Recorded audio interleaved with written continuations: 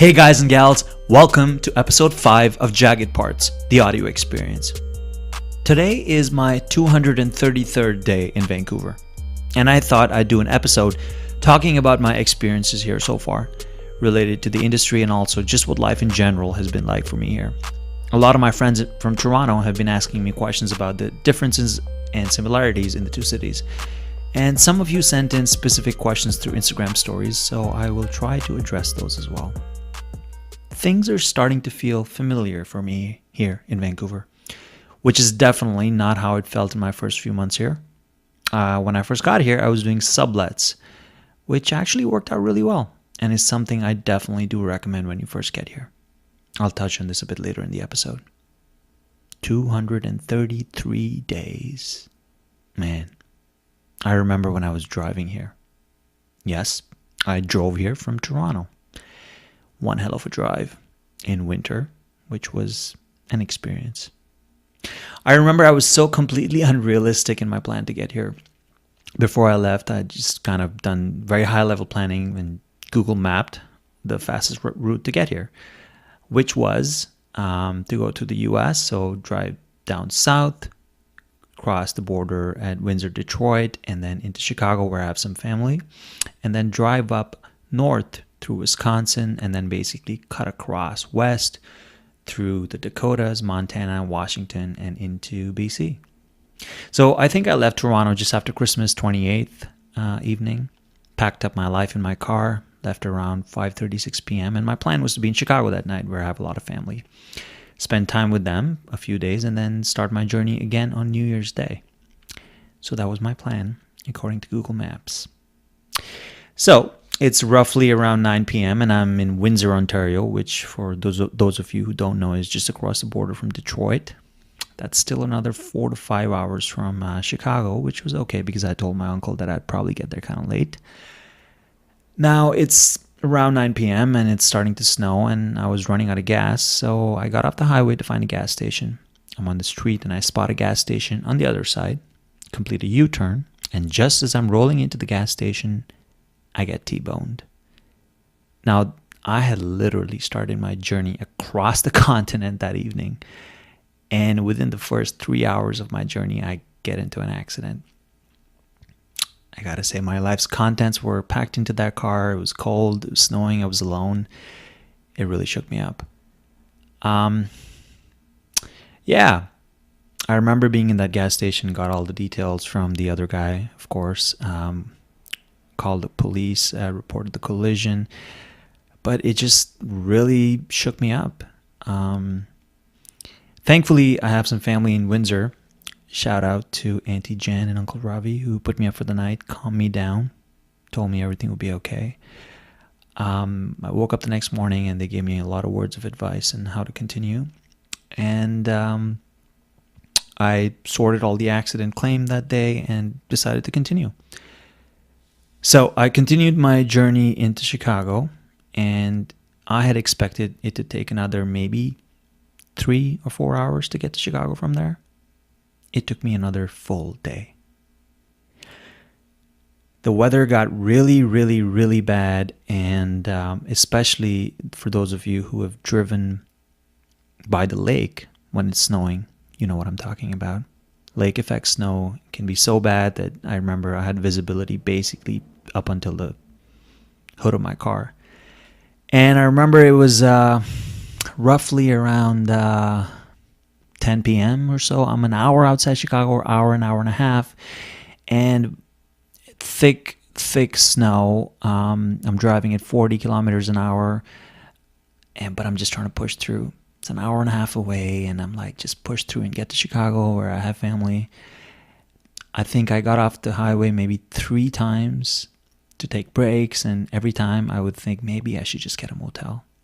But then again, the stubborn side of me who just wants to optimistically push through decided to keep getting back on. And I think the 4th time I got back on the highway that night, I'm driving and, in these kinds of conditions, you can't really see anything. You can't see lanes. It's snowing so heavily that you can't even see where the lanes are. So you're just trying to stay in the lane that you think that exists. And at one point I hear the horn of a semi, which you can tell that's a semi just because of how loud it is and the vibration. And I'm like, oh shit, I think I'm in my lane. I just grab onto the steering wheel, and then suddenly I hear a big thud and the car shakes. For that split second, I thought I was going to die.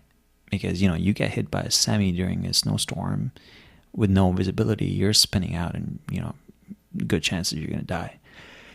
And the car shook, but then it seemed to just stabilize after that.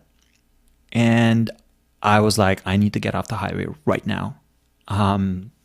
It took me another 5 minutes or so to get to an exit, because you have to remember I'm driving at 40 kilometers an hour. Get off the exit. I think it's one of the few times in my life I prayed prayed for those 4 or 5 minutes just to not die. And I get off, thankfully, and then I got out of the car and I looked at where the semi had hit me. And I kid you not, there was a scratch on my side view mirror. That's how closely the semi brushed through. I realized that if I did not take that as a sign that I need to get off the fucking highway, that I'm an idiot. And then I probably deserve to die. I got off, I found a motel for the night, spent the night there, woke up the next morning, ready to go. But I remember that night in the motel, I had so much adrenaline pumping through me that I just couldn't sleep. It took me like 3 hours to get some sleep, 3 hours to fall asleep. And the next morning, completely different conditions. Daylight driving is so much better. I get to Chicago that day, where I stayed with my uncle. And then I really took some time to think about how and where I should continue my journey through. I can be over-optimistic at times, which is, I think, definitely an advantage in certain situations, because I just have this self-belief to push through and keep going. But then the flip side to that is that sometimes I can be unrealistic. And my uncle talked some sense into me, and he convinced me to change my navigation, my travel plan a little bit. In my initial plan, which was to get to Vancouver as fast as I could, was basically drive from Chicago north into Wisconsin and then cut across the Dakotas. And also through that journey, I would have had to pass a mountain pass called Dead Man's Pass. I know that name doesn't inspire a lot of confidence, but on Google Maps, when it says it's an 8-hour journey, it seems fine. I remember sitting in Chicago and looking at the weather forecast, and basically, if I pushed through starting the next day, and did not take any breaks, driving 8 to 9 hours a day, I would get through until the mountain pass, avoiding snow. But if I got delayed even by a day, I would hit a snowstorm. And I remember I was even, there's a live webcam at that mountain pass that you can kind of look at live pictures from. And I remember thinking, do I really want to take this chance? What if I hit this mountain pass during a snowstorm, at which point you need chains on your tires to drive through? There's no way out. You're stuck on that mountain pass. So from the advice of my uncle, God bless him, I decided to go as far south as I could. So I ended up driving south all the way down to Memphis. Spent a night just outside Memphis, and then continued my journey west from Memphis into Oklahoma. Spent a night in Oklahoma City, and then driving further west on the I-40, I believe it was, through northern Texas. Spent the next night in Albuquerque, New Mexico. What a gorgeous city. One place I would definitely love to go back to. And then from there continued into Arizona, Flagstaff, Arizona, which is very close to where the Grand Canyon is. And I actually didn't even get a chance to go to Grand Canyon because I just wanted to kind of get to BC. And I was also alone. These journeys are way more fun. If I had someone with me, then I would have probably taken a bit more time. Anyhow, spent a night in Arizona, then into LA the next day. And then once I was in LA, I was kind of home free because I had avoided the entire Rockies and then just drove up north on the I-5, spent a night in Northern California and the next night in Portland, and then in Vancouver on January 10th. So that's how I got here. My biggest lesson from that journey, and it was definitely interesting, I got to see some cool, unexpected things. I remember I was driving in Arizona in the desert, and at one point I just see a sign that says, meteor crater ahead, 10 miles ahead. I'm like, what? There's a meteor crater here? So just in the middle of the desert, 10 miles off the highway, I stopped by this amazing meteor crater. And driving through the Mojave Desert in California, which is where Burning Man happens as well. Very surreal experience. I just wish I had someone to share it with. Anyway, the big lesson was getting into an accident and almost getting into probably an accident that could have been much, much worse, getting hit by a semi. Man, life is unexpected. You don't know what's going to happen. You don't know how much time you have. Anything can happen any day. I got here on January 10th and I realized I really, really have to make every single day count. There's no other option. I came all the way here. Almost died probably.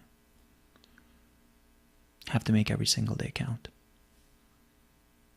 Anyway, don't want to get morbid here, but that really actually reinvigorated and motivated me to really just make every single day count. There's definitely been days that I've slacked off. For example, I had originally planned to get this podcast up and running by April or May, and it ended up taking me another 3 to 4 months. But hey, sometimes I'm just, I think, too unrealistically optimistic or too hard on myself. Anyway, so Vancouver, such a gorgeous city. I really do get why people love it here. It has all the options of a fairly large city. And if you love the outdoors, you'll be in heaven here. There's just so many options. Literally in half an hour from the city, you can be in the middle of a forest or the beach, or an hour and a half you're in Whistler. If you like skiing or snowboarding, there's just so many options. So I'm going to talk a bit about my experiences and categorize in those in terms of, I'll start off with just the city. How is the city different from Toronto, and also how that pertains to the industry. And then I'll get into the industry here, what I've seen so far in terms of film and TV, what shoots here, how is it different from the East Coast, what are the similarities with California and whatnot.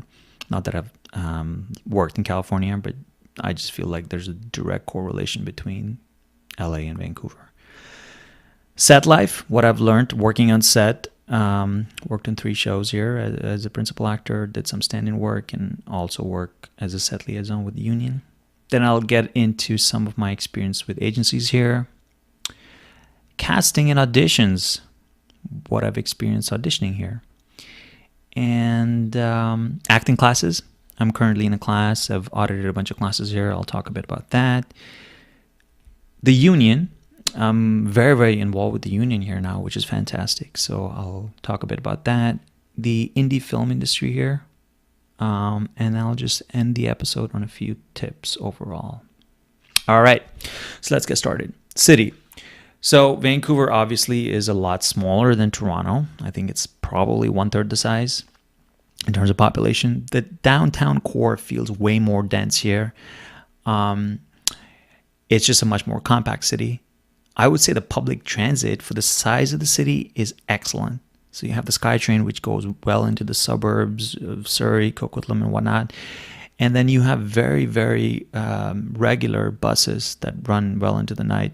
I remember I came here last year for agency meetings, and I did not have a car. And I remember having no issues getting anywhere with the SkyTrain buses, even late at night, and even having spent some nights outside the city in Burnaby. That said, most of the filming / studios are outside the city. I mean, you can get lucky, and I think there's 2 studios in Vancouver, and sometimes they'll shoot downtown, but often it will be outside the city. And when I say outside the city, you would be lucky if you would be shooting in Burnaby or somewhere accessible in North Vancouver. But it could very likely also be in Surrey, Maple Ridge, Langley. I think I've even been out to Abbotsford a couple of times. Having a car definitely helps. When you get that 7 a.m. call time in Langley, it might be a bit challenging getting there without a car. Also, because there's no Uber here. What the fuck, Vancouver? Although I believe that might be ready to change soon. And listen, unless it's a bigger part, guest star or up, or unless your agent is somehow able to negotiate a private shuttle for you, that might be challenging as well if you have to be on set. I find a lot of people here in the city work in film. Obviously not just in acting, but a lot of the crew, different jobs in production and whatnot. You just end up meeting a lot of people just everywhere in the city who work in the industry. I think the percentage probably feels higher because it's a smaller population with a large number of jobs. So it just feels like a lot of the city works in film, which is great. Okay, industry. So, as some of you probably already know, it's mostly all American projects that film here. All the big networks shoot their stuff here. I remember reading somewhere that after Los Angeles, Vancouver is number 2 in North America for television production now. So Vancouver shoots more TV shows than New York City, which is crazy. Sometimes it's called a bit of a service town to Los Angeles. It's a 2-hour flight from LA. I think LA basically sees Vancouver as an extension on the West Coast. It's easy to get here. There's a plethora of options to shoot in terms of the landscape and outdoors. And that's also, I believe, one of the reasons they shoot outside the city a lot. You know, all the CW shows, the 100, Riverdale, whatnot, they want the outdoor landscape. And then that the shows also have that slightly dark, edgy vibe to them. There's a ton of stuff filming here. I mean, I'm not going to name all of them, all the shows and films and whatnot, but maybe I'll just get through a few of the ones on the list that I have here from the UVCP ACTRA list here. Before I get into that, there's obviously a lot of CW here. You have the DC franchise of The Flash, Arrow, Legends of Tomorrow, Supergirl, and there tends to be a lot of crossover between them as well. All great shows. And sometimes if you get a big part, they'll actually cross you over into the other series. You have the Riverdale franchise now, which is extremely popular. Sabrina is actually filming as well, and they went straight into a pre-order for 2 seasons. So no pilot, straight order for 2 seasons, which proves to you how popular that whole franchise is. They're starting Charm now as well, which is, again, within that kind of universe. There's also a lot of Hallmark here. When I say a lot, I mean a lot. I think last year they shot something like 60 or 65 Hallmark MOWs here, not counting the Hallmark TV series that also film here. When Calls the Heart, which I believe films on in Vancouver Island, and then no, is that in Vancouver Island? When Calls the Heart? No. It's in it. That one's in, I think, Burnaby or Langley. There's one in Vancouver Island. Oh, Chesapeake Shores. That's the one. Right. So there's a lot of Hallmark is here as well. So if you're like me, you will probably not work on Hallmark a lot, just in terms of the casting. But there is a lot of work. Netflix also shoots a lot of stuff here now, and they're opening a studio, or already have. Not sure, but they do have a lot of projects here. So yeah, so just some of the other series are A Million Little Things, a great new ABC series, I believe. Another Life, another series, as I mentioned, Arrow, Legends of Tomorrow, Flash, Supergirl, Charmed, Chilling Adventures of Sabrina, which is going to come out on Netflix. What else? You have, The Detour. Not sure what that is. Season 4. Not sure. Okay, Snowpiercer.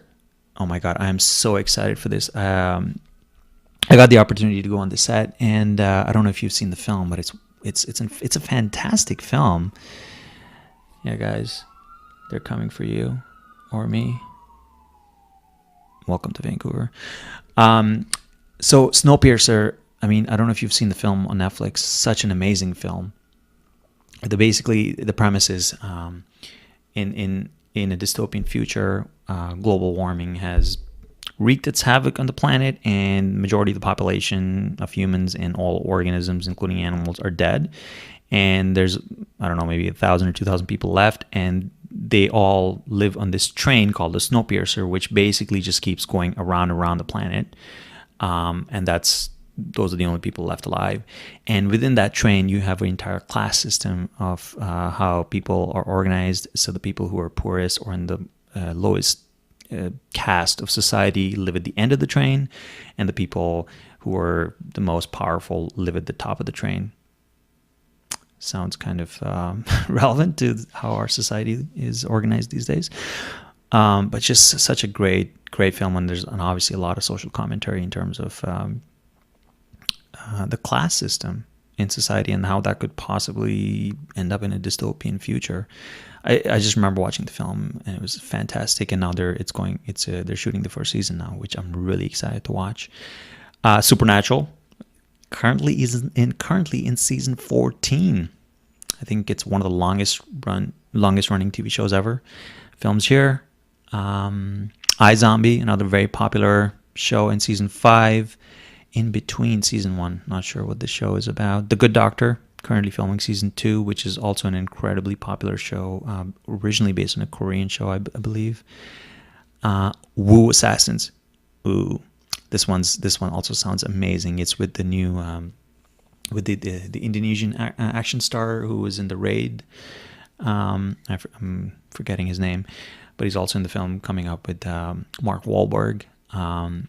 Seems like a hardcore martial arts TV show, also gonna premiere on Netflix, and just looks amazing. I also got the opportunity to go on this set, and the story is that the lead, the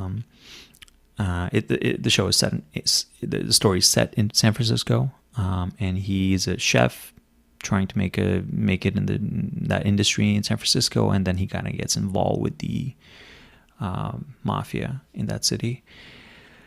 Sounds amazing. Can't wait. Twilight Zone TV series episodic. Wow. I guess they're bringing that back. I'm just seeing this on the list. I have not heard other stuff about that show yet. So that's some of the stuff that's filming here right now. Obviously, there's a bunch of feature films. Not currently, but probably it's going to come back. Deadpool 3 is probably going to come back to Vancouver. You have... obviously all the MOWs from Hallmark. Ton of work. So,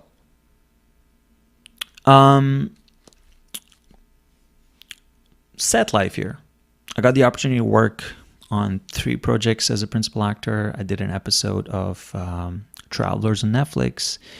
Valley of the Boom, which is another amazing show, going to be coming out on National Geographic and STX. It's an STX production. And then I did a Lifetime MOW. Got a chance to work as a stand-in on a few sets. And since now I work with the union, also have visited over 20 sets in Oslo. Lots of high-profile projects, lots of American stars. I think they're quite used to shooting here. Or they have become quite used to shooting here over the years. I got to work with Steve Zahn on Valley of the Boom. Great guy. And I remember, I really did not have to act much there. I basically just react to what he was doing. It just helps so much when you have such an amazing actor like that, and you're just kind of reacting to what they're doing. I remember chatting with him, and he made a comment on my 2-liter water bottle that I carry everywhere. And He's obviously been working in Vancouver for a long time. He was a lead on a show called The Crossing last year and the Planet of the Apes films.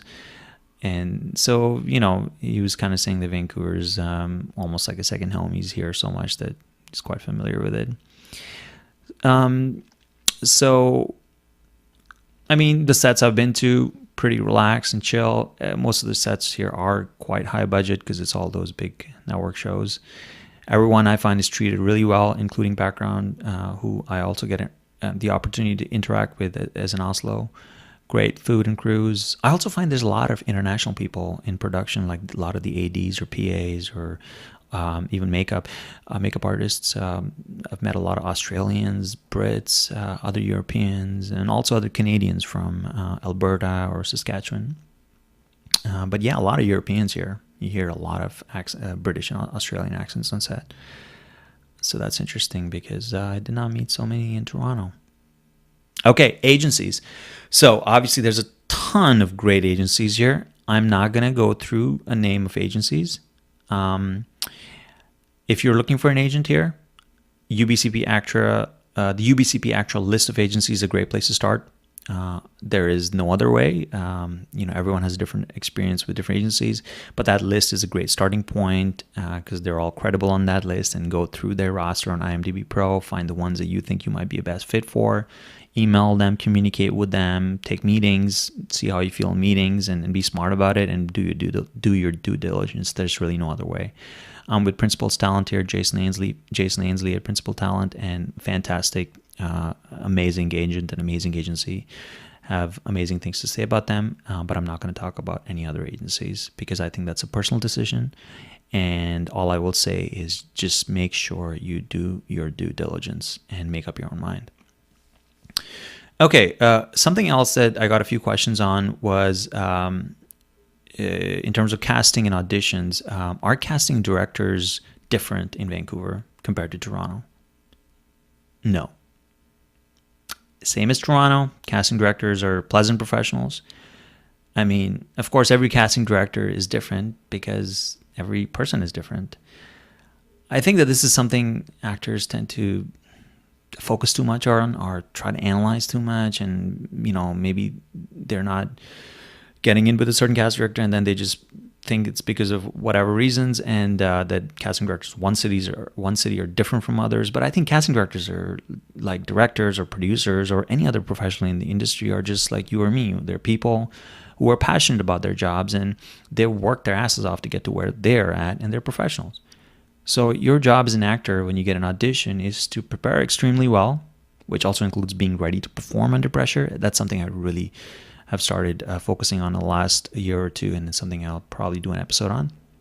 Walk in, hit the mark, smile, say hello, present your character for those 5 minutes or however many minutes you have in the room, take any direction that's given to you, say thank you, and walk out. And maybe on your way out, just tear up the sides and throw them in the recycling, or whatever your process is, to let it go as soon as possible once the audition is done. And listen, any city, Toronto, Vancouver, Los Angeles, London, Sydney, Tel Aviv, Mumbai, Cape Town, anywhere, it's the same thing. Casting directors are the same everywhere. They're professionals, and just be a professional as well. Drill this into your head and practice until it becomes second nature. There's no difference in casting anywhere. Of course, every person is different, and that's where the difference lies, right? The one thing that I have witnessed here, that I've collected enough data on from my conversations, that I think is slightly different in Vancouver, is the union versus non-union world. So again, this is based on my own experience, but I remember when I was in Toronto, I was trying for a solid 3 years to go union, basically because I knew that to really be in play for all film and TV, you have to be union. And I remember that for a solid 3 years, I could not get an audition even for a one-liner on a TV series. And then suddenly, as soon as I did an episode of Nikita, went union, literally 2 weeks after, I was auditioning for film and television. And it was basically, I think, because now I was a part of the union pool. Now, I know everyone has different experiences. I've heard a lot of actors say that they've gone union and then they can't get into the room. And obviously, it's going to vary from one person to the other. But the fact is that if you're not union, the production, and most of the big productions are union, they have to explain to the union why they're hiring a non-union actor. And if they have a large enough pool, they will usually find what they're looking for within that pool, but not giving them a reason to go outside the union. So that was my experience in Toronto. And I find, obviously, I've been union now, full union for 5 to 6 years. So that's what my experience has been for the last 5 or 6 years. But being here in Vancouver, I've met a lot of actors in classes and on set in general who are, union as well as non-union. And what I find is it's actually a bit easier, I find, if you're non-union to get cast on big film and television here. I don't know why that is exactly, but I've just met a lot of non-union actors who will still consistently audition for film and television. Maybe a bit more than would be the case in Toronto. Again, I can only hypothesize here, and I think the reason for that is because just the size of the talent pool within the union is slightly smaller in Vancouver versus Toronto. When I say slightly, considerably smaller. Not considerably, but definitely smaller. So maybe, if they're looking for that someone, very specific person, they might not find them in the union, and they're just maybe more open to auditioning non-union actors and casting non-union actors. So that's literally the only thing that I've witnessed that is different. And listen, when I say something like that, it's based on a decent sample size of data. I will not just project an opinion that I have or a bias that I have. That's why I say casting is casting everywhere and everyone's a professional.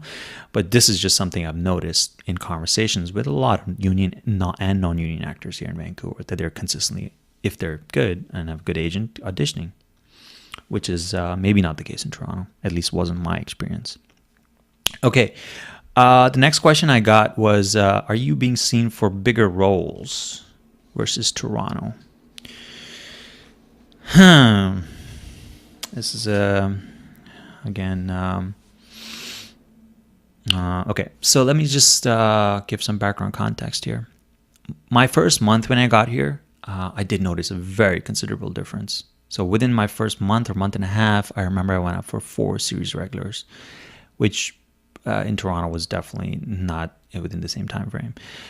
After that, it leveled off. It was dead for a while, and then it has recently picked up again. And I would say now it's a combination of bigger parts. So like whether it's a recurring or a guest star or even a large principal or a series regular versus those actor roles. It's a mix of them now. So in general, in these past 8 months or so, 8 to 9 months or so, have I gone up for more bigger roles than I did in Toronto in the last year?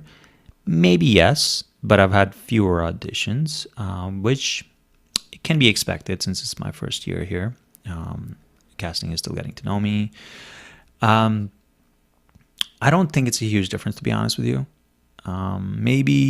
Maybe there's maybe I'm up for bigger roles by a slightly higher margin than I was in Toronto. But that said, that is definitely not a one-size-fits-all rule that you can apply to anyone. Will depend on you, will depend on where you are in your career, your relationships with your agent and casting and whatnot, right? So I just don't think one person's experience will directly correlate to yours.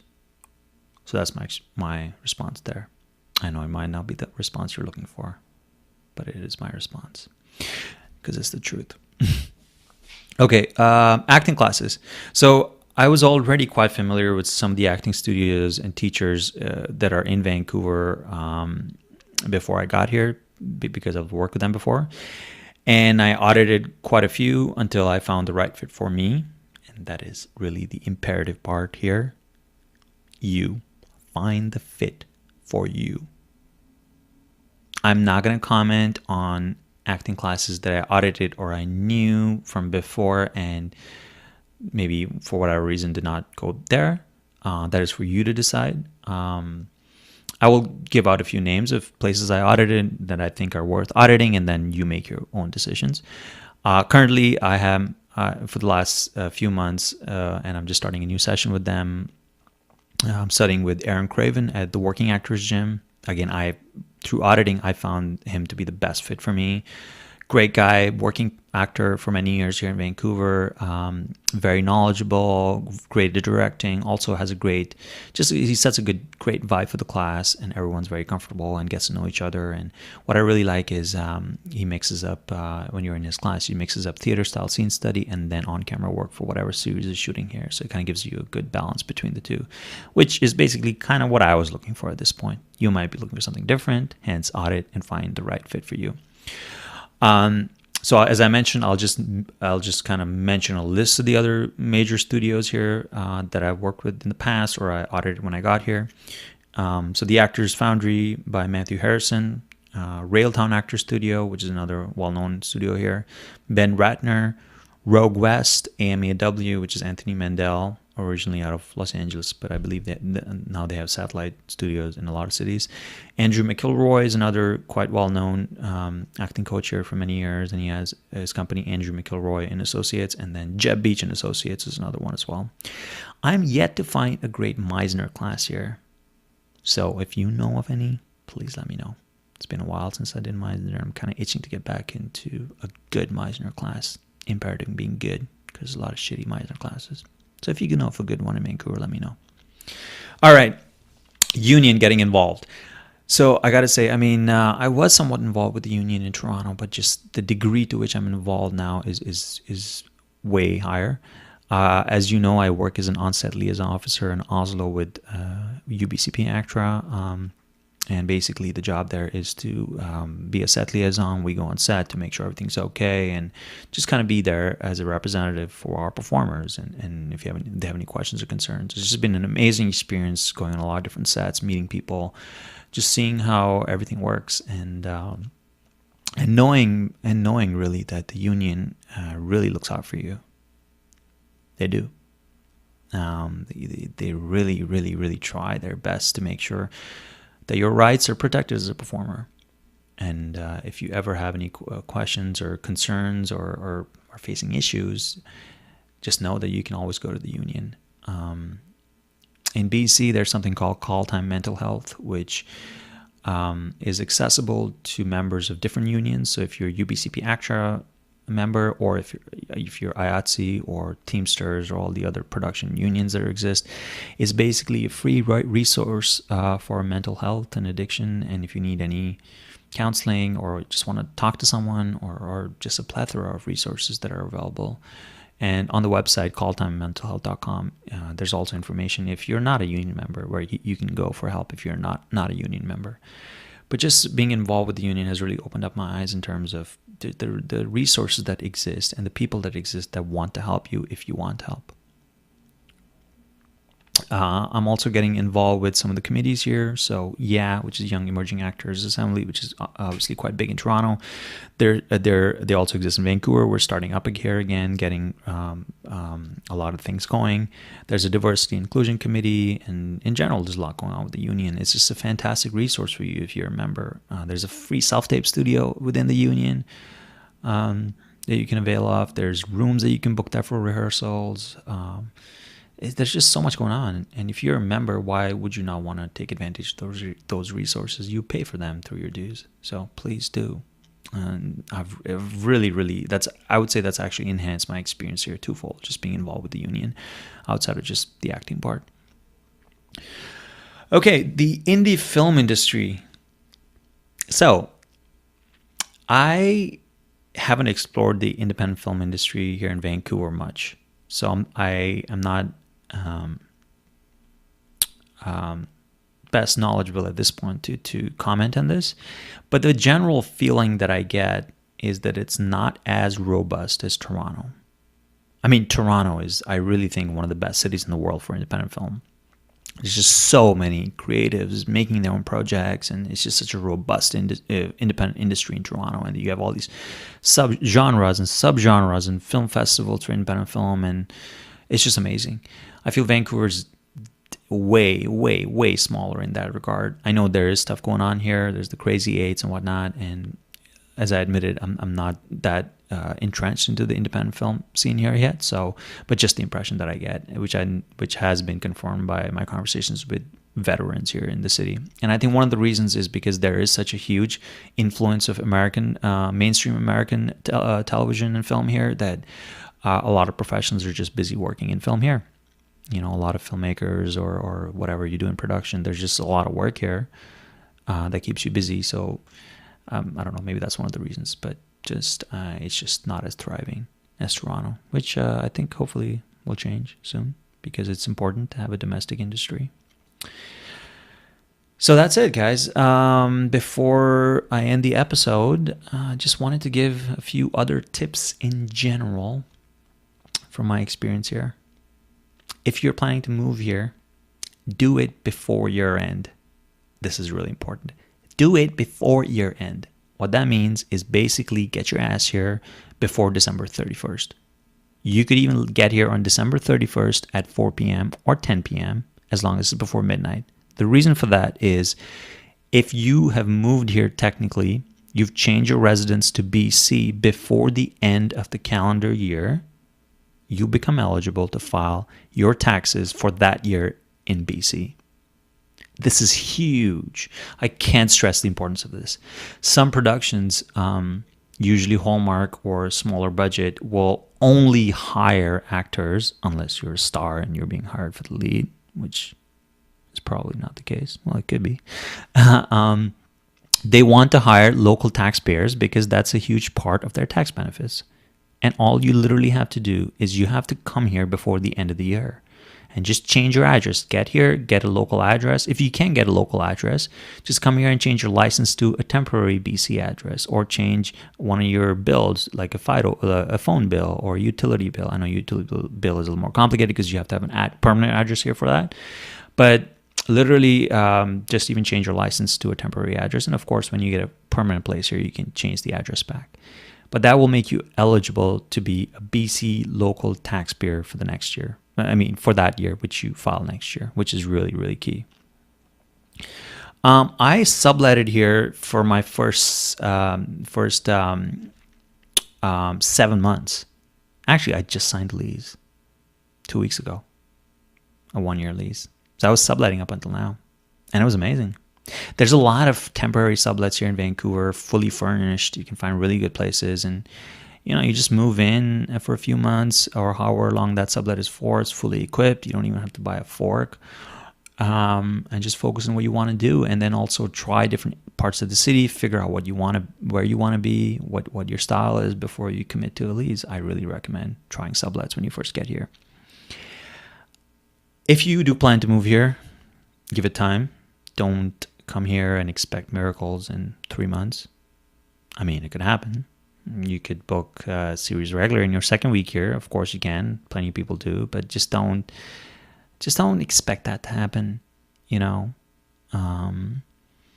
I think you do need to give it a year at least to have an idea of whether or not you want to be in Vancouver or Toronto or wherever. And of course you can get to some point where you can do both as well, but just don't expect miracles in 3 months. And finally, enjoy the city, man. It's beautiful. There's just so many options here of things to do outside. Enjoy Vancouver, enjoy BC. There's so much to offer. Just, go to Vancouver Island, go to Victoria, go to Kelowna, go to Wine Country, go up to Whistler. There's so many options, and just enjoy your life here is what I would recommend. All right, guys, that's it. 233 days in Vancouver. My 233rd day is half over.